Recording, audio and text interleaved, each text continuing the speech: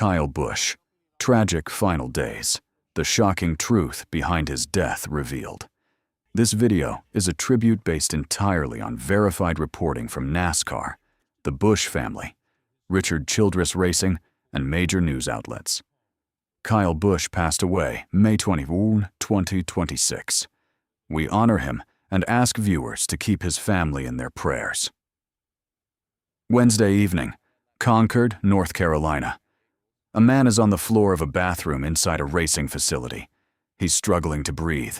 His body is burning up. He's coughing blood. Someone nearby picks up a phone and calls 911. "I've got an individual, shortness of breath, very hot, thinks he's going to pass out. And he's producing a little bit of blood, coughing up some blood." The dispatcher sends emergency responders immediately.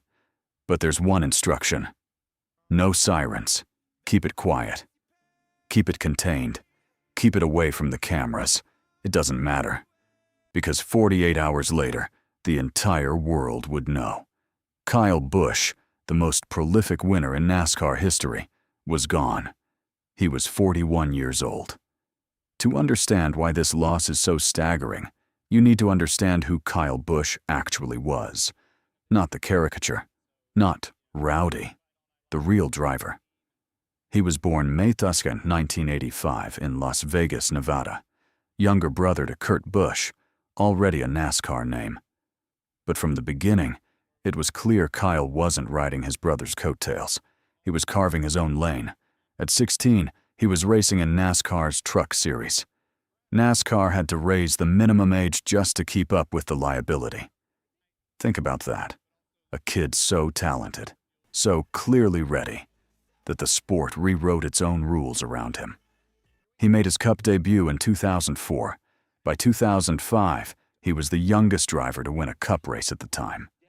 Over the next 21 years, he drove for 3 teams: Hendrick Motorsports, Joe Gibbs Racing, and Richard Childress Racing. And everywhere he went, he left a trail of trophies. 2 Cup Series championships, 2015 and 2019. 63 Cup wins, 9th on the all-time list. 102 Xfinity Series wins. 69 Truck Series wins. Both of those. All-time records that may never be touched. 234 total victories across NASCAR's 3 national series. More than anyone who has ever raced in this sport.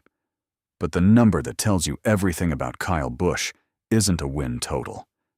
It's this. As of 2018, he had won on every single track he had ever competed on at the Cup level. Not most of them. Every one. And after each win, every single time, he'd climb out of that car, give a burnout the crowd could feel in their chest, and then bow. Like a Vegas performer taking his curtain call. Like someone who knew what he'd just done and wanted you to know it too. People hated it. People loved it. Nobody looked away. That was Kyle Busch. The story of his final weeks is, in hindsight, a series of moments that nobody understood at the time. May 3rd, Kyle races at Texas Motor Speedway. He's in his 22nd full-time Cup season with Richard Childress Racing, chasing a win he hasn't had since 2023. Still hungry at 41. Still believing the next one is close. May 10th, Watkins Glen, New York. This is the moment. The one that, looking back, changes everything. Midway through the race, Kyle gets on the radio and asks his crew for a doctor, specifically for a medical shot after the finish. The TV broadcast chalks it up to a sinus cold. The G-forces and elevation changes of the road course, they say. It happens. He pushes through, finishes 8th, gets out of the car. The racing world files it under tough day and moves on. But something was already happening inside Kyle Busch's body, something that wasn't a sinus cold. May 15th, Dover, Delaware. He wins. Truck Series, the Eco-Sive 200. That bow comes out one last time. His 69th Truck Series victory, his 234th overall, his last. May 17th, Dover, Delaware. 4 days before his death, Kyle competes in the NASCAR All-Star race. He finishes 17th. Talks to his team. He's already thinking about Charlotte. May 19th, Durham, North Carolina. 2 days before he dies, Kyle Busch is in a crowd, smiling, at the opening of Andretti karting. Photographs are taken. Hands are shaken. Nobody in that room has any idea what is coming. Wednesday, May 20th, 2026, Concord, North Carolina. Kyle Busch is inside a General Motors training facility, working the Chevrolet racing simulator. Standard preparation for a veteran driver heading into the Coca-Cola 600, one of the crown jewels of the NASCAR calendar. The longest race of the year, Charlotte Motor Speedway. Sunday, May 24th, a race he had won before, in 2019, in that number 18 Camry with Joe Gibbs Racing. Now he's in the simulator, preparing to win it again in the number 8. But something goes wrong. Kyle becomes unresponsive. Someone in that facility calls 911. The audio, later obtained and published by the Associated Press and NBC News, captures the moment in stark, clinical detail. Shortness of breath, very hot, thinks he's going to pass out, coughing up some blood. It's approximately 5:30 in the evening. Emergency responders arrive without sirens, per the request on the call. Kyle Busch is transported to a hospital in Charlotte. The public doesn't know. His team releases nothing that night. Thursday, May 21st, 2026. Richard Childress Racing issues a statement. Terse, blunt, devastating in its brevity. Kyle Busch has been hospitalized with a severe illness. Nothing else. Fans flood social media immediately. Drivers reach out. The sport holds its breath in a way it hasn't since Daytona in 2001. 3 days before the Coca-Cola 600. 3 days before Kyle Busch was supposed to climb into that number 8 Chevrolet and race 600 miles. Hours pass.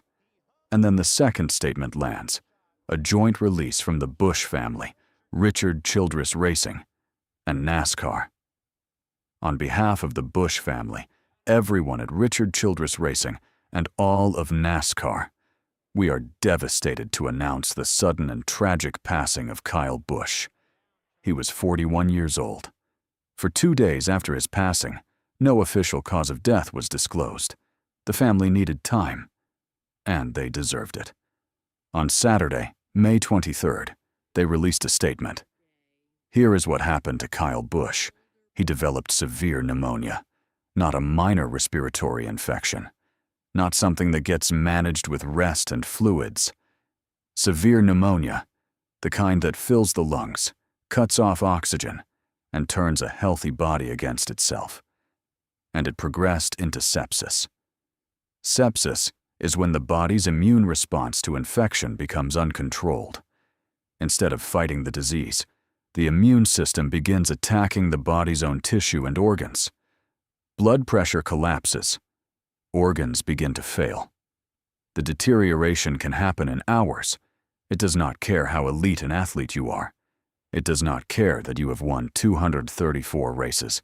It does not care that you were supposed to race in 6 days. Now, look back at that timeline.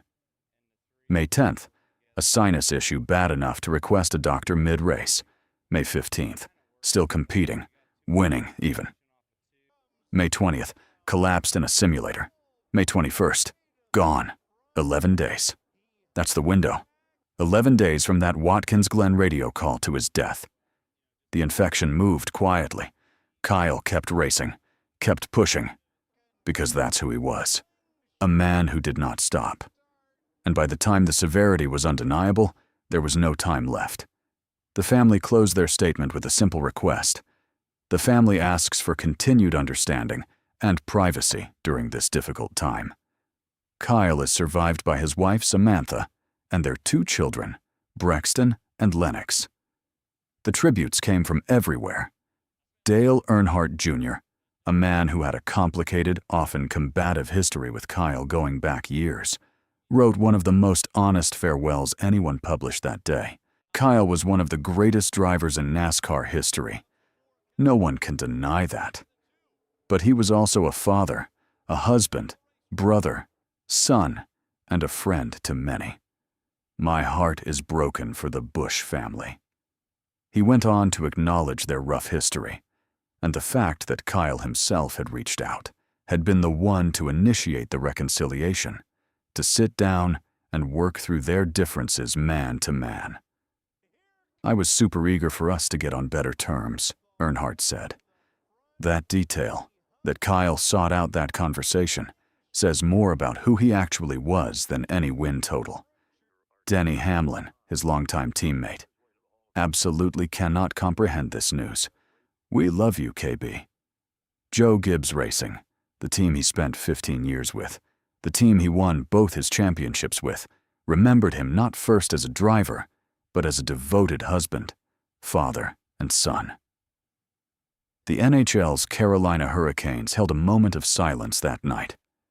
Vice President J.D. Vance posted a tribute. The racing world, and well beyond it, stopped. Richard Childress Racing announced the retirement of the number 8, the car Kyle had helped design. It will never race again. And at Charlotte Motor Speedway, where the Coca-Cola 600 weekend pressed on, because NASCAR races, and because Kyle would have wanted nothing less, something quiet and powerful happened at the scoring pylon. Every position, every number, dark, except one. P1, number 8, 234 wins. Sit with that number. The second-place driver on that all-time list is not close. This is one of those records that stops being a statistic and becomes something closer to myth. He won the Daytona 500 pole in 2026, months before his death. He was still at the front, still relevant, still fast at 41 years old. His last win, that Dover truck race, came 6 days before he died. He was still building, still chasing. The bow was still sharp. But the thing about Kyle Busch, the thing that's hardest to communicate in statistics, was the friction of him. He was the driver that half the grandstands came to boo, and the other half came to defend. He never softened himself for the cameras. He never gave you the diplomatic answer when the honest one was sitting right there. He said what he meant, and raced like he had something to prove in every single lap. And quietly, away from the storylines and the rivalries, he built something lasting. Kyle Busch, Motorsports, in the Truck Series. An ownership operation that developed young drivers, produced champions, and gave the next generation a ladder to climb. He knew what it meant to be given a chance. He paid it forward. The bow was never arrogance. It was theater. It was Vegas. It was a man who knew exactly what he'd just done, and who understood that the people watching had come to see something worth remembering. He gave them 234 of those moments. Kyle Busch did not die on a racetrack. There was no crash, no blaze, no final lap. He got sick, a respiratory infection that became pneumonia that became sepsis. And one of the most alive, most competitive, most relentlessly present human beings this sport has ever produced was gone inside 48 hours. Just days before Charlotte, 6 days after his 234th win, at 41 years old, racing lost its winningest driver, a future first ballot Hall of Famer, the creator of Rowdy Nation, the man with the bow. But Samantha, Brexton, and Lennox lost something no trophy case can measure: a husband, a father, the person who came home after the race. That is the loss that matters most. Kyle Thomas Busch, May 9, 1985, May 24, 2126. Rest easy, Rowdy. If this tribute meant something to you, drop a comment with your favorite Kyle Busch memory. Subscribe for stories told with the respect they deserve. And share this one, because Rowdy Nation doesn't forget.